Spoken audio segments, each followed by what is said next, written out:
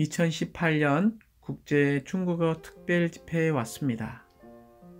표를 통하여 이번에 주신 5 메시지의 부담 안으로 들어가기 원합니다. 첫 번째 표에는 주님의 회복의 목표는 하나님의 영원한 목적을 성취하기 위해 한 세 사람, 곧 단체적이며 우주적인 사람을 산출하는 것이다. 에베소서 2장 15절을 볼 때에 그리스도께서 십자가에서 죽으실 때 그분 자신 안에서 한 세 사람을 창조하셨다라고 말하고 있습니다. 그러나 2000년이 지났지만 아직 이 세 사람은 산출되지 않았고 이 세 사람은 출현되지 않았습니다. 이것은 마치 어린 자녀가 태어났지만 아직 자라지 않았고 성장하지 않았고 성숙하지 않은 것을 말하고 있습니다. 다시 한번 이 한 세 사람은 약 2000년 전에 이미 십자가에서 그리스도께서 화평을 이루실 때에 창조되었습니다. 그러나 이 세 사람은 반드시 산출되어야 하고 출현되어야 합니다. 주님의 회복 안에서 유일하게 이 세 사람을 산출할 수 있으며 주님의 회복 안에서 실질적으로 이 세 사람은 출현할 것입니다. 어떻게 산출되고 어떻게 이 세 사람이 출현될 수 있습니까? 그것은 두 번째 표에 나옵니다. 한 세 사람이 실제로 존재하기 위한 비결, 곧 옛 사람을 벗고 새 사람을 잇기 위한 비결은 우리의 생각의 영안에서 새로워지는 것이다. 이 두 번째 표에서 기억해야 될 구절은 에베소서 4장 22절과 23절과 24절입니다. 먼저 에베소 4장 22절에서는 옛 사람을 벗는 것을 말하고 있고 에베소 4장 24절에서는 새 사람을 입는 것을 말하고 있습니다. 어떻게 우리가 옛 사람을 벗고 새 사람을 입을 수 있습니까? 그 비결은 바로 22절과 24절 그 중간에 있는 에베소서 4장 23절에 있습니다. 바로 우리의 생각의 영 안에서 새로워질 때에 우리는 옛 사람을 벗고 새 사람을 입을 수 있습니다. 우리가 옛 사람을 벗고 새 사람을 입는 것, 그 유일한 비결이 바로 생각의 영 안에서 새로워지는 것입니다. 우리가 생각의 영 안에서 새로워지면 새로워질수록 표 3번에 있는 것처럼 한 세 사람의 단체적인 생활을 위해 우리는 그리스도를 우리의 인격으로 취하고 모든 일에서 그리스도 안으로 자라며 예수님 안에 있는 실제대로 그리스도를 배우게 되는 것입니다. 표 3번에서 아주 중심적인 부담은 모든 일에서 그리스도 안으로 자라는 것입니다. 두 번째는 예수님 안에 있는 실제대로 그리스도를 배우는 것입니다. 자라는 것, 배우는 것이 이 표의 3번의 중심적인 부담이죠. 모든 일에서 그리스도 안으로 자라는 것은 에베소서 4장 15절이고 예수님 안에 있는 실제대로 그리스도를 배우는 것은 에베소 4장 21절에 근거합니다. 우리가 자라고 배운다면 우리는 그리스도를 우리의 인격으로 취하게 될 것입니다. 우리가 그리스도를 우리의 인격으로 취하기 원합니까? 표 4번째의 실행이 필요합니다.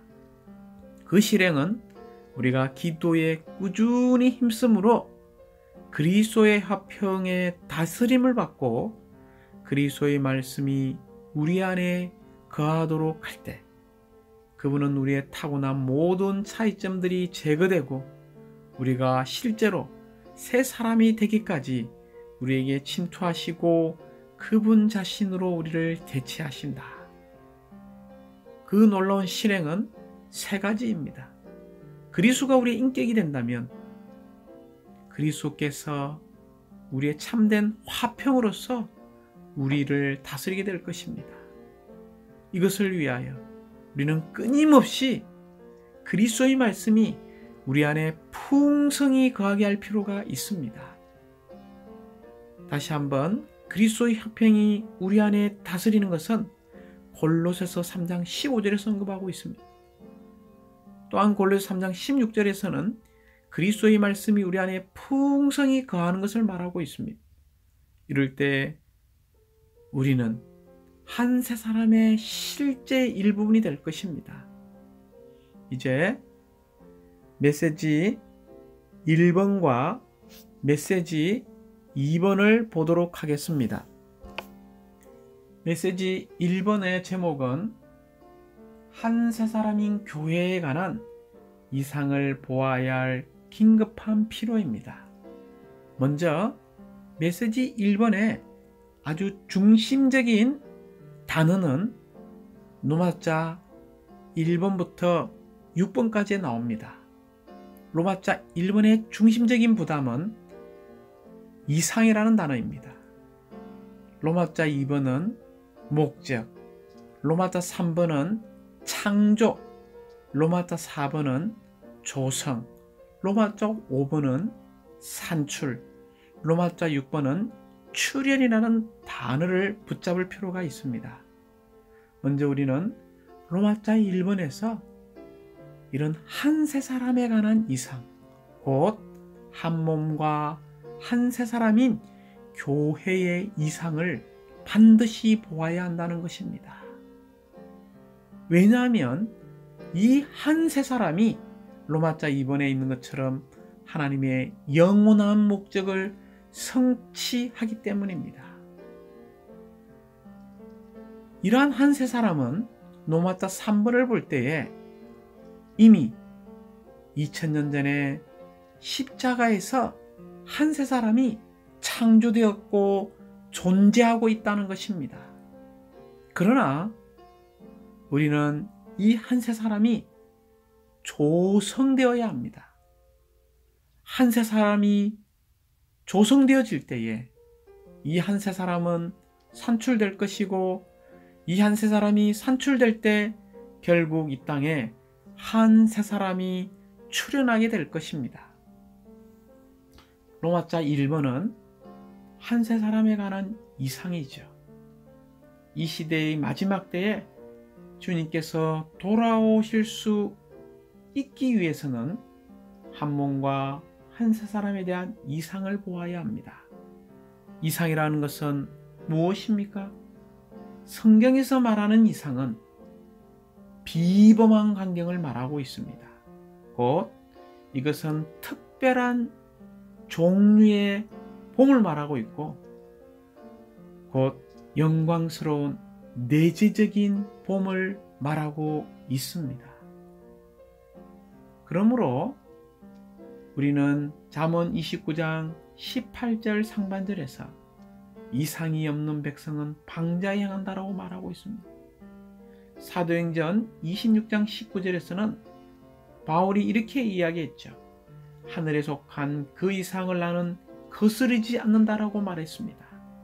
하늘에 속한 이상이 우리를 지배하고 제한하고 통제하고 지시하고 보존하고 변혁하고 심지어 진정한 하나님을 지켜주고 우리가 영적으로 전진할 수 있는 담대함을 줍니다. 그러므로 사랑하는 형제자매님들, 우리가 하늘에 속한 이상 아래 있다면 우리는 하나님의 목적지를 향하여 분명하게 달릴 수 있습니다. 결국 우리의 모든 삶은 하나님의 경륜에 따라 통제받게 될 것입니다. 이 비범한 광경, 특별한 종류의 봄, 곧 영광스러운 내재적인 봄인 이런 하늘에 속한 광경은 무엇입니까? 바로 한 세 사람인 교회라는 것입니다. 한 세 사람으로서 교회는 단체적인 한 인격이며 교회의 생명실 뿐 아니라 교회의 인격이 되시는 그리스도를 필요로 합니다. 한 세 사람이 실질적으로 존재하기 위해서는 우리 모두가 그리스도를 우리의 인격으로 취하는 것이 필요합니다. 로마서 2번은 바로 이 한 세 사람의 목적에 대해서 말해주고 있습니다. 한 세 사람의 목적은 무엇입니까? 바로 하나님을 표현하고 대표하는 것입니다. 그러므로 창세기 1장에서 하나님께서 사람을 창조하신 것은 하나님의 새 창조물에 속한 한 세 사람을 보여주는 그림이라는 것입니다. 하나님께서 사람을 하나님의 형상과 모양대로 창조하신 의도는 하나님을 표현하고 대표하는 단체적인 한 세 사람을 얻기 위한 것이었습니다.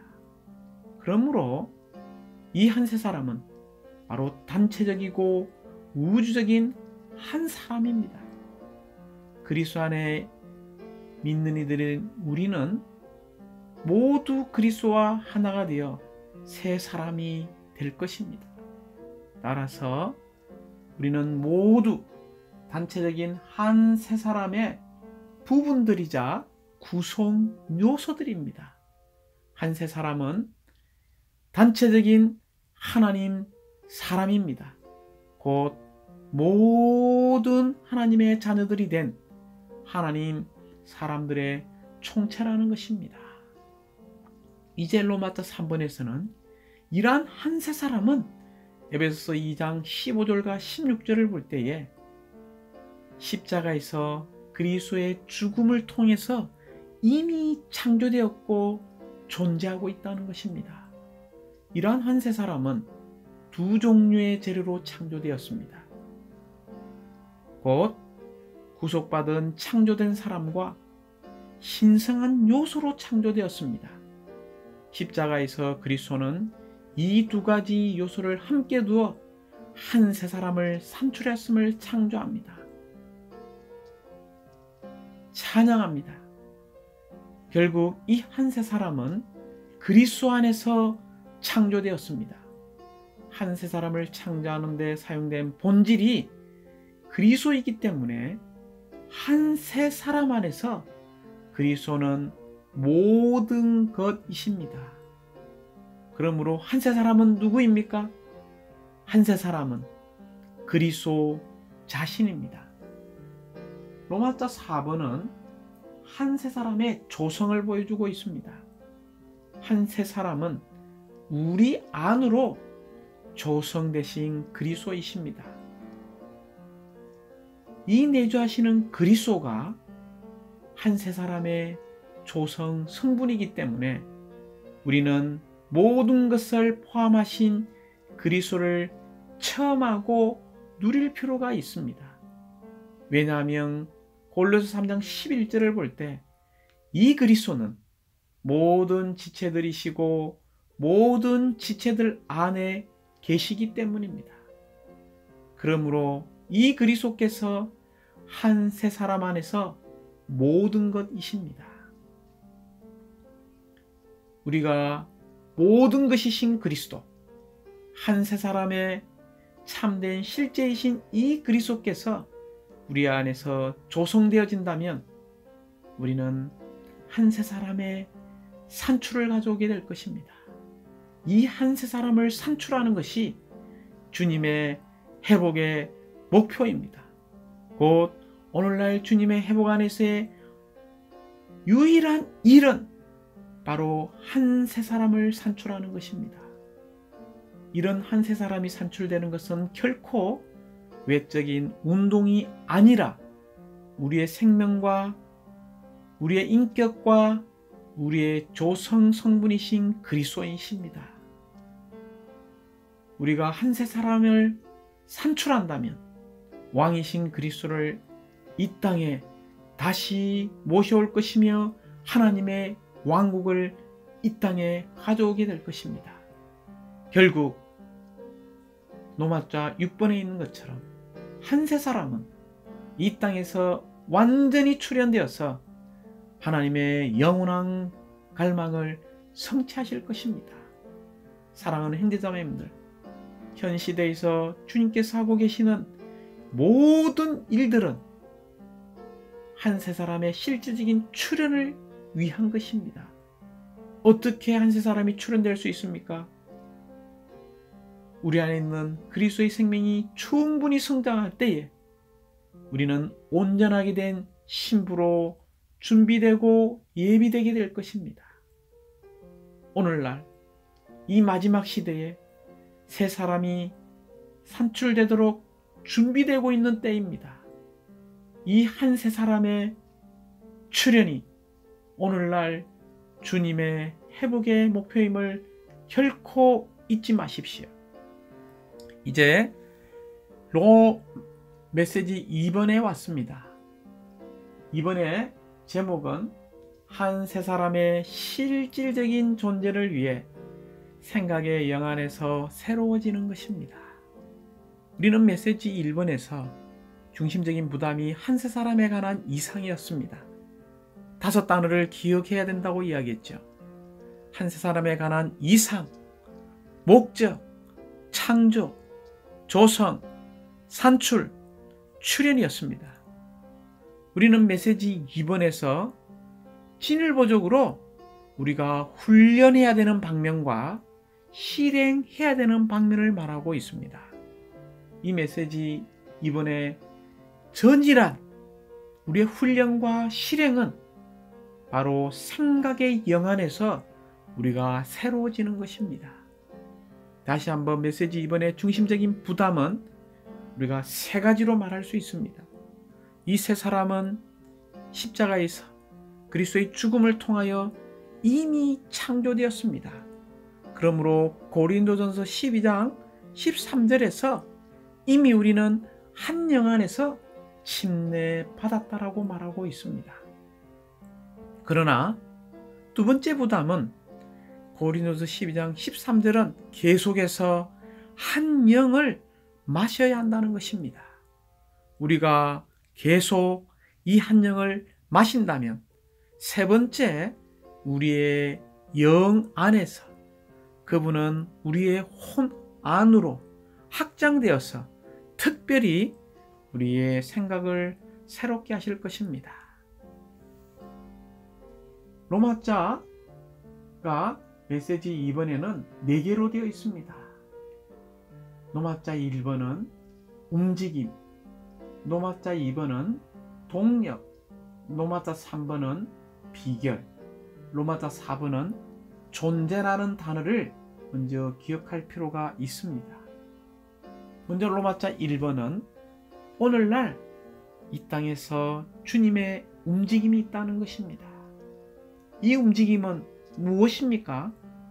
바로 이 시대에서, 이 은혜의 시대에서 한 세 사람의 실질적인 존재를 이끌어오는 일을 하고 계신다는 것입니다. 그러므로 우리는 이 움직임에 동력하는 믿는 이들이 될 필요가 있습니다. 그리스도 안에 믿는 이들로서 우리는 체험의 면에서 십자가에서 종결된 옛 사람을 벗고 그리스도의 죽음과 부활을 통해 창조된 새 사람을 잇기 위해 3일 하나님과 동력하기 원합니다. 먼저 에베소서 4장 22절에 있는 것처럼 우리는 옛 사람을 벗어버려야 합니다. 우리가 주 예수님을 믿고 받아들이고 또한 침례받았을 때 우리는 옛 사람을 벗어버렸습니다. 우리 옛 사람은 그리스도와 함께 십자가에 못 박혔고 침례받음으로 장사되었습니다. 그러므로 우리는 지난날의 생활 방식을 따르는 옛 사람을 벗어버리는 것은 우리의 생활하는 방식을 벗어버리는 것입니다. 우리가 옛 사람을 벗어버릴 뿐만이 아니라 우리는 에베소 4장 24절에 있는 것처럼 새 사람을 입을 필요가 있습니다. 우리는 새 사람, 곧 하나님을 따라 그 실제의 의와 거룩함으로 창조된 새 사람을 입어야 합니다. 새 사람도 여전히 우리는 침례받음으로 입을 수 있습니다. 새 사람은 그리스도께 속하였고 십자가에 달리신 그리스도 안에서 창조된 그분의 몸입니다. 그러므로 새 사람을 입는 것은 한 새 사람의 공동체 생활을 입는 것을 말하고 있습니다. 어떻게 옛 사람을 벗고 새 사람을 입을 수 있습니까? 그 유일한 비결은 에베소서 4장 23절과 로마서 12장 1절에 나오는 것처럼 생각의 영 안에서 새로워질 때 가능합니다. 사랑하는 형제자매님들, 디모데후서 4장 22절을 근거할 때 우리의 영 안에 계시는 분은 바로 생명을 주시는 영이신 그리스도 자신이라는 것입니다. 우리의 영 안에 계시는 이 그리스도께서 우리의 생각 안으로 확산될 필요가 있습니다. 확산되면 확산될수록 우리의 생각의 영 안에서 새로워지게 될 것입니다. 우리가 가지고 있는 논리, 철학, 사상, 관념, 우리의 심리를 변혁시킬 것입니다. 생각의 영 안에서 새로워질 때에 우리는 이 시대에서 하나님의 목적을 성취할 수 있습니다. 하나님의 목적을 성취하기 원합니까? 옛 사람을 벗어버리고 새 사람을 입는 비결이 바로 생각의 영 안에서 새로워지는 것입니다. 생각의 영 안에서 새로워질 때 우리는 노마타 4번에 있는 것처럼 한 새 사람이 실제로 존재하게 될 것입니다. 한 새 사람이 실제로 존재하기 위해서 다시 한번 생각의 영 안에서 새로워져야 하는데 언제 새로워져야 합니까? 매일매일 날마다 새로워질 필요가 있습니다. 왜 우리는 날마다 순간순간 생각의 영 안에서 새로워져야 합니까? 그것은 바로 한 새 사람의 존재를 위해서입니다. 심지어 한 새 사람을 얻는 초점을 위한 것입니다. 생각의 영 안에서 새로워지는 이유는 바로 한 새 사람을 얻고자 하는 중심적인 부담, 초점 때문입니다. 그러므로 우리는 우리의 인종적이고 문화적인 배경 안에서 자란 우리의 사고방식이 새로워질 필요가 있습니다. 우리는 주님 앞에 우리의 생각을 새롭게 해주시고 우리의 내적 존재를 변화시켜 달라고 기도할 필요가 있습니다. 기도할 뿐만이 아니라 우리는 한 영을 마셔야 합니다. 우리가 그 영을 마실 때 그 영은 우리의 존재의 각 부분을 적실 것입니다. 우리의 혼의 부분들 중에서 그분께서 첫 번째로 적시는 부분이 곧 우리의 생각입니다. 사랑하는 형제자매님들, 우리가 그 영을 마신다면 우리는 우리의 생각의 영 안에서 새로워질 것이고, 이렇게 새로워질 때 우리 모두는 한 새 사람이 될 것입니다. 우리의 생각이 새로워지게 될 때 한 새 사람이 실질적으로 존재하게 될 것입니다. 그리스도는 진실로 모든 것이 되시고 모든 것 안에 계시게 될 것입니다. 그 결과 그리스도를 우리의 인격으로 취하고 우리는 그리스도로 인해 살게 되는 것입니다. 오늘날 온 땅에서 주님을 사랑하고 주님을 추구하며 주님을 따르는 모든 사람은 그리스도를 인격으로 취하고 그리스도로 인해 삶으로써 반드시 우리의 생각의 영 안에서 새롭게 되어 한 새 사람이 되어야 합니다. 이것이 주님께서 오늘날 원하시는 것이기 때문입니다. 그러므로 우리는 메시지 2번에서 이 한 새 사람이 실질적으로 존재하기 위해 생각의 영 안에서 새로워질 필요가 있습니다. 이럴 때 우리는 옛사람을 벗어버리고 새 사람을 입음으로 실질적으로 한 새 사람의 존재를 산출하게 될 것입니다.